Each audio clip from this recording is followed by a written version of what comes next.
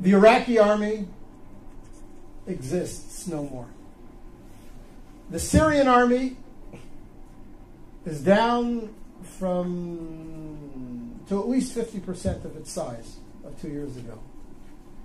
The Egyptian army, all of its 14 divisions, maybe 7 are in any way active, not corroded, corrupt, falling apart. The Arab military threat to Israel has evaporated.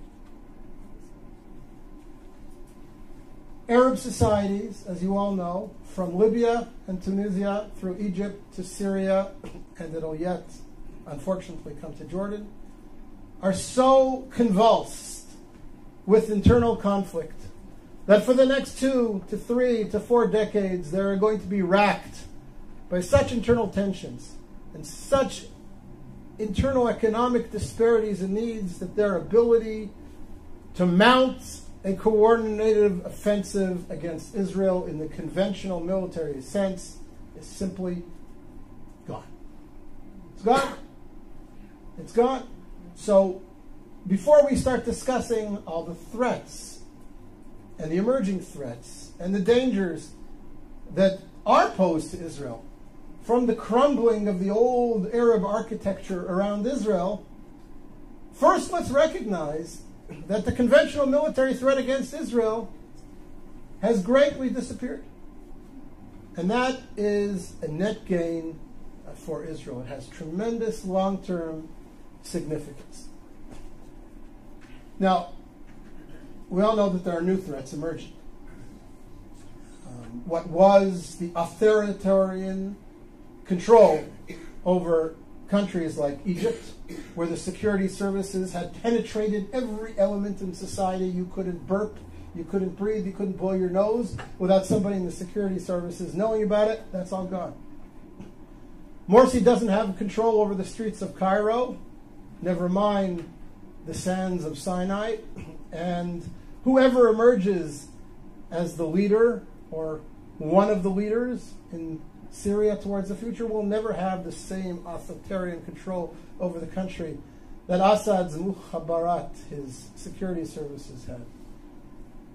So that creates potential for great conflict. We all know about the threat of weapon stocks, missiles spreading all over, new weapon systems coming into the region, whether it be from Iran or from Russia. All these pose security threats to Israel that Israel will have to deal with in the coming years and perhaps decades.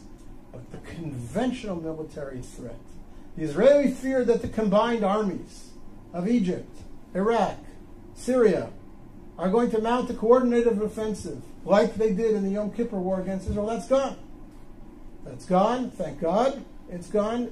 And therefore I say to you, again, Israel is winning.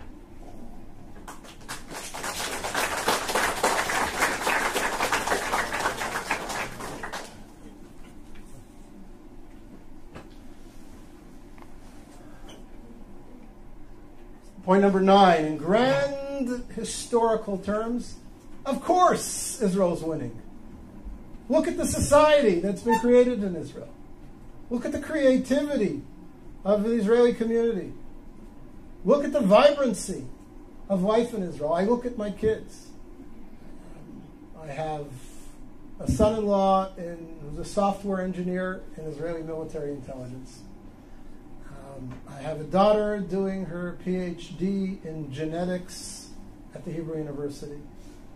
I have a daughter studying architecture at Ariel University in Samaria.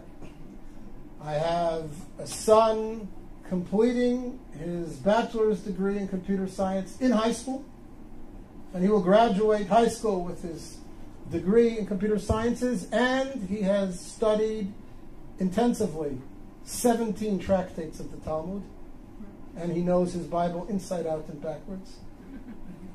And I have 2 younger kids who are in younger grades, and I look at them and I see their contributions and their future contributions to Israeli society, and I look at their friends who are all doing similar exciting things, and one of my daughters is a little bit of an artist as well. And you look at this and you say, what a wonderful youth we have, what a powerful country we have.